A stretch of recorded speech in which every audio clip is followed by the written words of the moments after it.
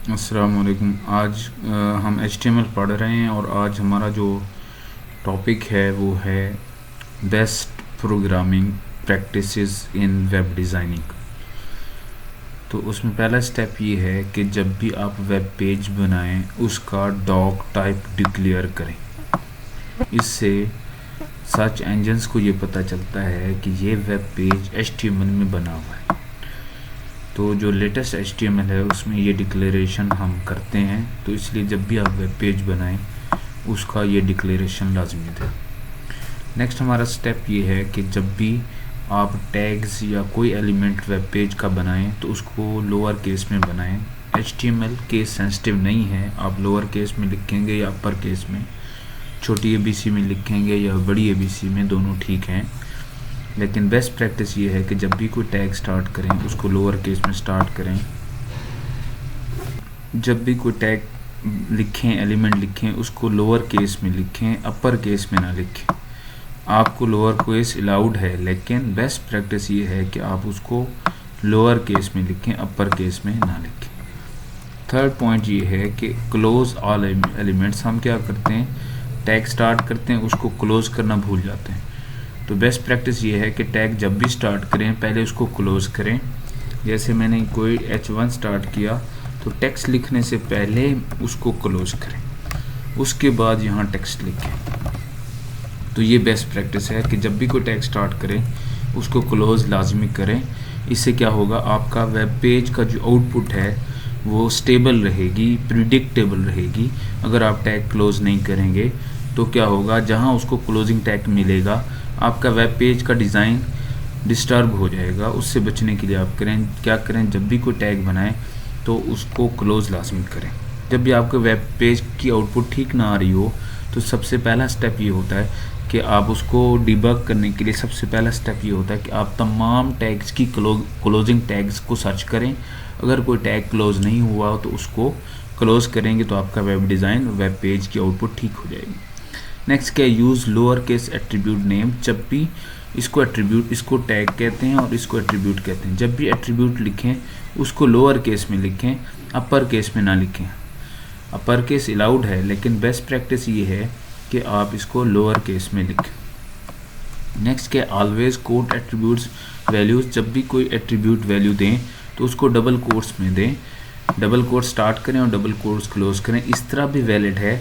लेकिन अगर फाइल के नेम में कोई स्पेस आएगी, जैसे आप कहते हैं 45 स्पेस 5 इमेज, अब ये जो इमेज है ये डिस्प्ले नहीं होगा। और अगर इसको डबल कोट्स में लिखेंगे तो ये प्रॉपरली डिस्प्ले होगा, ये प्रॉपरली डिस्प्ले होगा।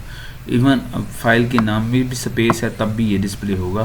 फाइल के नेम में स्पेस देनी नहीं चाहिए, लेकिन अगर है तो तब भी आप डबल कोट्स में लिखेंगे तो काम करेगा।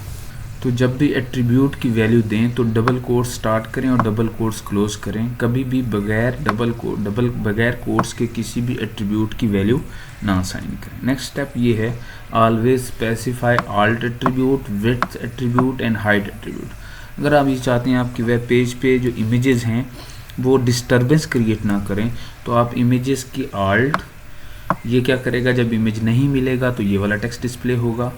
और विड्थ और हाइट मेंशन करने से बेनिफिट ये होगा कि आपका इमेज आपके कंट्रोल में रहेगा।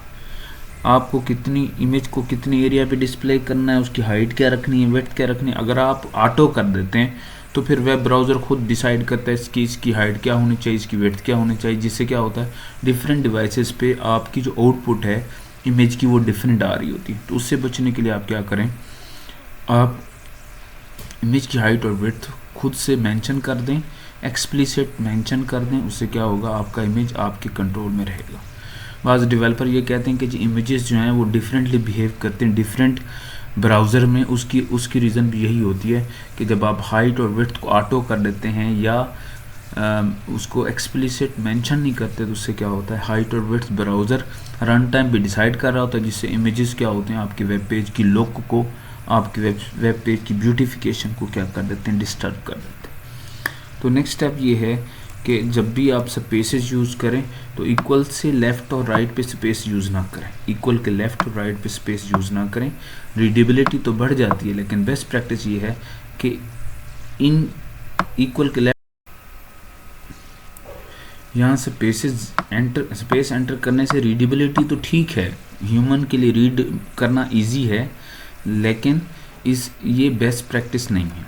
नेक्स्ट क्या है, never skip title element. Title element क्या होता है, आप हेड के टैग में टाइटल का टैग देते हैं और वो टाइटल का टैग आप क्लोज कर देते हैं।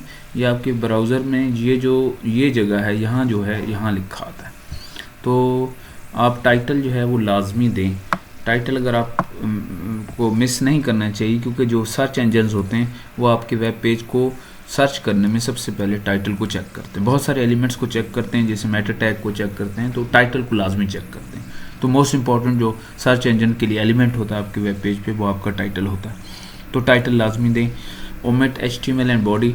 तो कुछ लोग क्या करते हैं, लेजी डेवलपर्स क्या करते हैं, HTML का टैग स्टार्ट नहीं करते, HTML का टैग क्लोज नहीं करते, बॉडी का टैग स्टार्ट नहीं करते, बॉडी का टैग क्लोज नहीं करते। तो उससे क्या होता है कि आपके वेब पेज में कहीं उसको बॉडी का टैग या कहीं आपने इंपोर्ट किया, किसी और वेब पेज को लिंक किया, कोई PHP की फ़ाइल आपने इंपोर्ट की, कोई पाइथन की फ़ाइल ओपन की, इंपोर्ट की, लिंक की, तो उससे क्या होता है, जहाँ भी उनको HTML और बॉडी का टैग मिलता है वो उसको क्लोज़ कर देते, तो आपके वेब पेज की आउटपुट जो है वो वैसे नहीं आ रही होती जैसे आप चाह रहे होते हैं। तो उससे बचने के लिए आप क्या करें, HTML को स्टार्ट करें, HTML को क्लोज़ करें, बॉडी को स्टार्ट करें, बॉडी को क्लोज़ करें, और इनको स्किप ना करें। हेड का टैग स्किप ना करें। हेड के टैग में आप मेटा टैग्स देते हैं, टाइटल का टैग देते हैं। तो बेस्ट प्रोग्रामिंग प्रैक्टिस ये है कि हेड का टैग होना चाहिए, क्योंकि वेब जो सर्च इंजन्स हैं वो आपकी जो मेटा इन्फॉर्मेशन है, आपके वेब पेज के बारे में जो इन्फॉर्मेशन है, वो हेड के टैग में उनको सर्च करते हैं। Close empty elements. तो आपके जो टैग दो किस्म के होते हैं, एक पेयर्ड टैग होते हैं जिनका स्टार्ट होता है और एंड होता है, जैसे हेड का टैग इसका स्टार्ट भी होता है एंड भी होता है, HTML का टैग इसका स्टार्ट भी होता है एंड भी होता है। कुछ टैग होते हैं जो सिंगुलर टैग कहलाते हैं या एम्प्टी टैग कहलाते हैं, जैसे BR का टैग है, इमेज का टैग है। इमेज का टैग एम्प्टी टैग होता है या सिंगुलर टैग होता है, इसका क्लोजिंग नहीं होता, इसको क्लोज करने के लिए एंड पे / लगाया जाता है। तो गुड प्रोग्रामिंग प्रैक्टिस ये है कि जो एम्प्टी टैग होते हैं उनका क्लोजिंग टैग / लगाना चाहिए। नेक्स्ट के ऐड लैंग्वेज एट्रीब्यूट।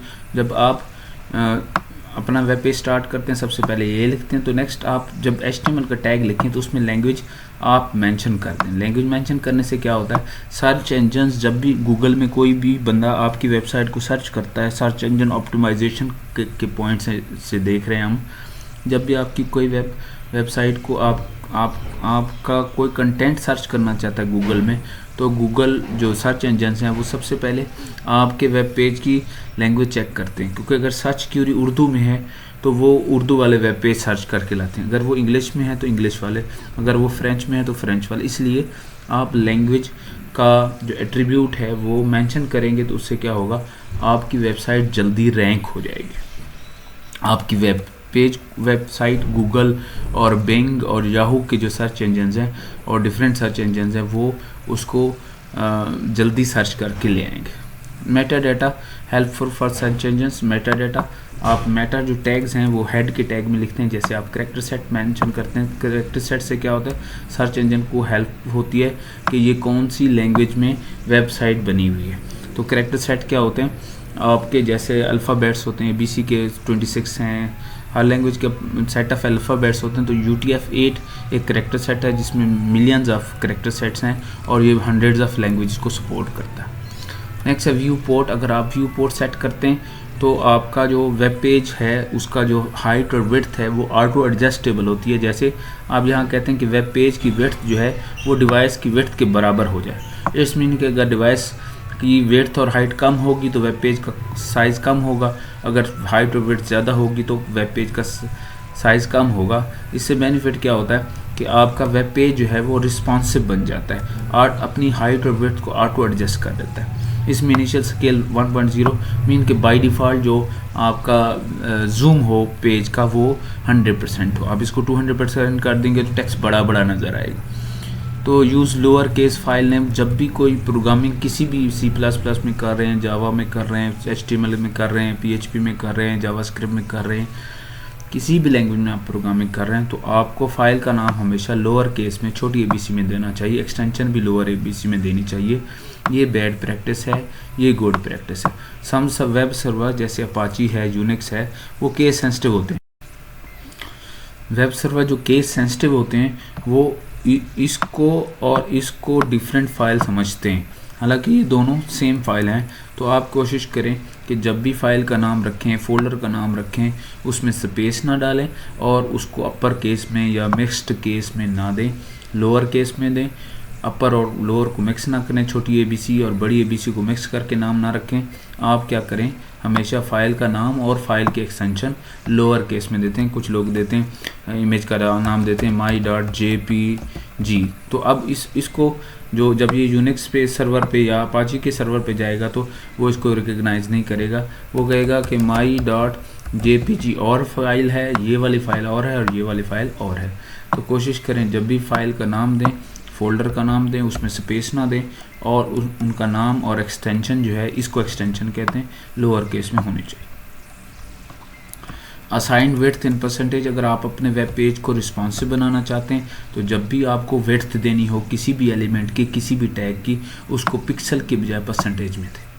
पिक्सल की बजाय उसको क्या दें, परसेंटेज में दें। अगर आपने यहाँ दे दिया 400 पिक्सल, तो अब स्क्रीन का साइज़ कम होगा या बड़ा होगा तो ये 400 पिक्सल लेगा। इससे क्या होगा, आपका वेब का जो लुक है, वो रिस्पॉन्सिवनेस है, वो ख़राब हो जाएगी, डिस्टर्बेंस हो जाएगी, आपका वेब पेज डिफरेंटली बिहेव करेगा, जैसा आप चाह रहे हैं वैसे नहीं होगा। इसलिए जब भी विड्थ मेंशन करें, हाइट और विड्थ दें किसी भी एलिमेंट की, तो उसको परसेंटेज में दें। Use max width, max width पर अगर आप देंगे तो मैक्स विड्थ का क्या बेनिफिट होगा कि इमेज को ऑटो जब एडजस्ट करेगा वेब ब्राउज़र, जब ऑटो एडजस्ट करेगा तो इमेज का जो मैक्सिमम हाइट और विड्थ है उससे बड़ा नहीं करेगा। जब भी इमेज अपनी हाइट और विड्थ से बड़ा दिखाया जाता है तो वो स्ट्रेच हो जाता है, उसकी क्वालिटी, उसके पिक्सल्स ख़राब हो जाते हैं।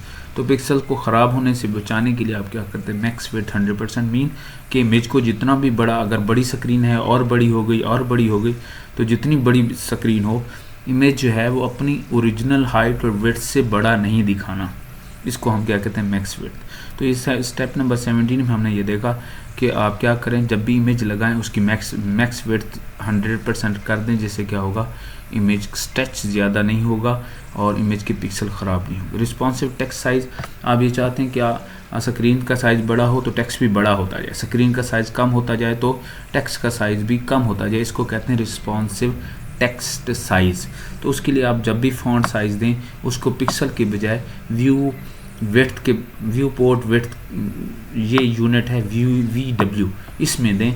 यहाँ PX की बजाय VW लिखें। उससे क्या होगा कि आपका साइज़ ऑटो एडजस्ट होगा। स्क्रीन का साइज़ बड़ा होगा तो टेक्स्ट बड़ा हो जाएगा, स्क्रीन का साइज़ छोटा होगा तो टेक्स्ट क्या हो जाएगा, छोटा। मीडिया क्यूरीज क्या होती हैं, हम क्या करते हैं, हर स्क्रीन साइज़ के लिए अलहदा से स्टाइल मेंशन करते हैं। उससे क्या होता है कि हमारा वेब पेज रिस्पॉन्सिव रहता है, हमारा वेब पेज हर डिवाइस पे ठीक नज़र आता है। तो मीडिया क्यूरीज, जैसे आपने कहा कि ये लेफ़्ट वाला जो सेक्शन है वेब पेज पे, उसकी विड्थ 20% हो नॉर्मल केस में, लेकिन अगर स्क्रीन का साइज़ 800 से कम हो तो उसकी विड्थ क्या हो जाए, 100%।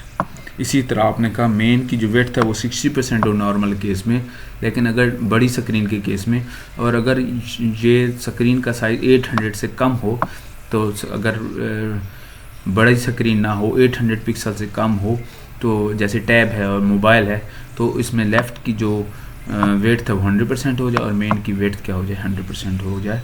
तो अगर आप इन स्टेप्स को फॉलो करेंगे, ये 19 स्टेप्स मैंने बताए हैं, ये मोस्ट ऑफ दिस वो स्टेप्स हैं जो गुड प्रोग्रामर हैं, बेस्ट प्रोग्रामर हैं, वो इन प्रैक्टिसेस को फॉलो करते हैं, जिससे कोड रीडेबल भी होता है। दूसरे डेवलपर्स के लिए कोड को अंडरस्टैंड करना, कोड को एडिट करना, कोड को आगे जूनियर्स को समझाना आसान रहता है। Thank you so much.